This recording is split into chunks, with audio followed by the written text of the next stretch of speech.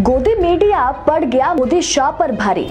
अब गोदी मीडिया के सबसे नामचीन पत्रकार अंजना ओम कश्यप और सुधीर चौधरी के यू टर्न से बौखलाई बीजेपी। जी हां, यकीन करना मुश्किल है पर यह सच है कि गोदी मीडिया ने अब बढ़ते कोरोना के मामलों को मद्देनजर रखते हुए पलटी मार ली। सुधीर चौधरी और अंजना ओम कश्यप मोदी सरकार से सवाल पूछ बैठे। सिर्फ अंजना और सुधीर ही नहीं, सरकार के खिलाफ सवाल उठाते हुए नजर आई रूबिका लियाकत और रोमाना इसार खान कि आखिर देश की इस भयावह स्थिति में कैसे चुनाव प्रचार चल रहे हैं, कुंभ पर लोग आस्था ढूंढ रहे हैं। आप सबको ये लग रहा है कि हम रैली करेंगे नहीं, चुनाव नहीं, कुर्सी आज आदमी की जान से ज्यादा इम्पोर्टेंट हो गई है। पहले देखिए क्यों आज ये बुलेटिन करने की नौबत आ गई है पश्चिम बंगाल से।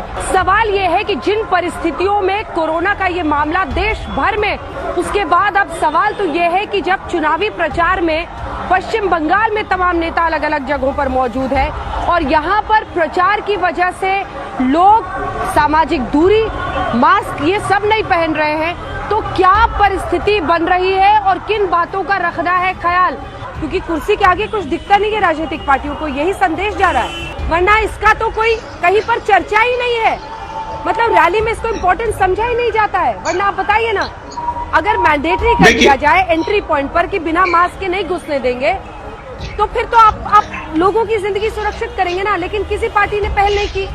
अब हाईकोर्ट ने कहा है तब सबको सैनिटाइजर और मास्क की जरूरत का याद आ रहा है। परीक्षाएं तो टल गई, लेकिन आज हम एक सवाल पूछना चाहते हैं कि जब देश में परीक्षाएं रद्द की जा रही है, देश में बड़ी बड़ी पाबंदियां लगाई जा रही हैं, देश में नाइट कर्फ्यूज लगाए जा रहे हैं, धारा 144 लगाई जा रही हैं, कई जगहों पर लॉकडाउन लगाए जा रहे हैं और लोगों से कहा जा रहा है कि बेकार में बाहर मत निकलिए, तो ऐसे में हमारे देश में राजनीतिक रैलियां कैसे हो रही हैं, क्यों हो रही हैं, इन राजनीतिक रैलियों पर प्रतिबंध क्यों नहीं लग रहा है? जैसे परीक्षाएं रद्द हुई वैसे रैलियां रद्द क्यों नहीं हो रही हैं? हमारे देश में धार्मिक आयोजन क्यों हो रहे हैं और कैसे हो रहे हैं?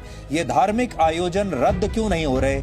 अगर बच्चों की परीक्षाएं रद्द हो सकती हैं तो फिर ये धार्मिक आयोजन भी रद्द हो सकते हैं। और सब कुछ बंद पड़ा है लेकिन आईपीएल चालू है, आईपीएल हो रहा है। तो ये 3 तस्वीरें आज हम आपको दिखाना चाहते हैं। ये 3 तस्वीरें नहीं हैं, ये 3 सवाल हैं और वो 3 सवाल ये हैं कि राजनीतिक रैलियां कैसे हो रही हैं, धार्मिक आयोजन कैसे अभी भी हो रहे हैं और आईपीएल कैसे अभी भी हो रहा है। और आम आदमी से ये उम्मीद की जा रही है, छात्रों से ये उम्मीद की जा रही है कि वो ना तो परीक्षाएं दें, ना वो बाहर निकलें, वो अपने घरों में रहें।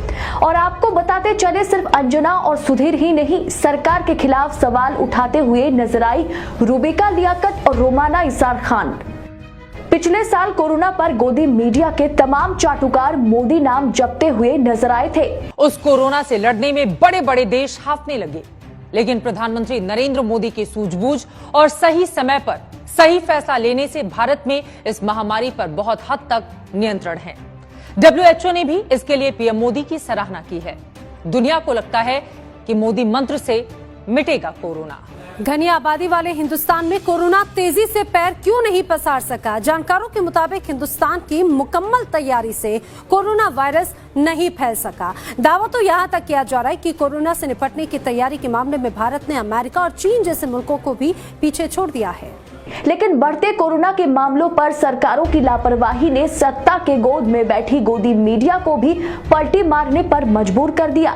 गोदी मीडिया एंकर रूबिका लियाकत भी ट्वीट कर लिखती हैं, कोरोना के आगे सब भगवान भरोसे, लोकतंत्र का इम्तिहान इन हालातों में क्यों नहीं टाला जा सकता।